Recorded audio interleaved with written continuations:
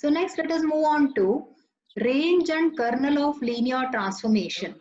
So here, given a linear transformation, we define two sets. One is the range set, the other one is the null set or the kernel set. So first let us define range of a linear transformation as well as rank of the linear transformation. If T from U to V is a linear transformation, then we can write R of T, that is the range space of T. It is the set of all images under T, that is T of alpha, where this alpha belongs to U, is known as range of T. And the dimension, that is R of T, that is range of T's dimension, if it is finite, then we define rank of T, that is denoted by R of T, and it will be equal to the dimension of R of T.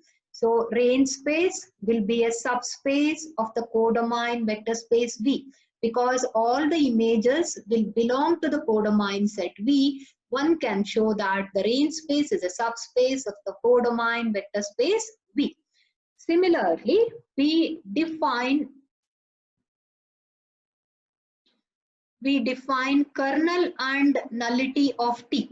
If T from U to V is a linear transformation, then N of T, that is the null space, will be given by set of all alpha which belongs to U such that T of alpha is equal to 0. So T of alpha is equal to 0 means all those elements which are mapped onto the 0 element of V will be put in this set, and this set is known as kernel of T or null space of T. If N of T is a finite dimension subspace, then that dimension of N of T is known as nullity of T, and it is denoted by N of T. Here it is small n, in the set it will be capital N. And null space will be the subspace of the domain vector space V. Because the mapping is from U to V, N of T will contain elements of U, therefore it is the subspace of the domain space U. Next, let us move on to the rank nullity theorem. Okay, so this theorem states that if T from U to V is a linear transformation and U is a finite dimensional vector space, then dimension of R of T, that is rank, plus dimension of N of T, that is nullity, will be equal to dimension of U, that is dimension of the domain space. So this expression can be written in three different forms. Dimension of R of T plus dimension of N of T is equal to dimension of U, or R of T plus N of T is equal to dimension of U, or they can give you rank plus nullity is equal to dimension of domain space. Or just they can say, state and prove rank nullity theorem. So this will be the statement of the theorem. And next, let us move on to the proof of this theorem. Let U be the vector space of dimension M. Here dimension of U and V are not mentioned. So let us assume that U is of finite dimension and let the dimension be M. So dimension of U is equal to M. And dimension of N of T, that is a null space which is a subspace of U, let it have the dimension N. So nullity is equal to N. N of T is a subspace of U now. Therefore, dimension of the subspace will be less than or equal to the dimension of the space, that is M. Therefore, N is less than or equal to M. So let us take the basis of the null space. Let that be B1. Let it contain n number of vectors. Because dimension is taken to be n, you need to write B1 is equal to alpha 1, alpha 2, etc. Alpha n be a basis of the null space.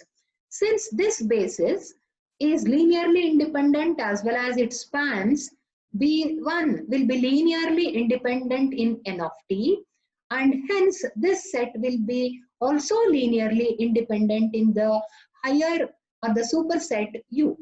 Now let us make use of the extension theorem, which was proved in basis and dimension.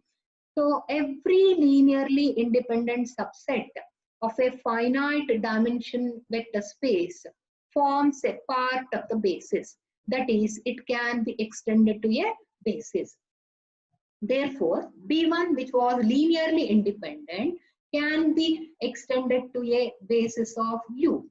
But how many elements does U contain? It contains m number of elements. N of t basis will contain n number of elements. So these n number of elements will be extended to a basis of U by adding some more linearly independent vectors.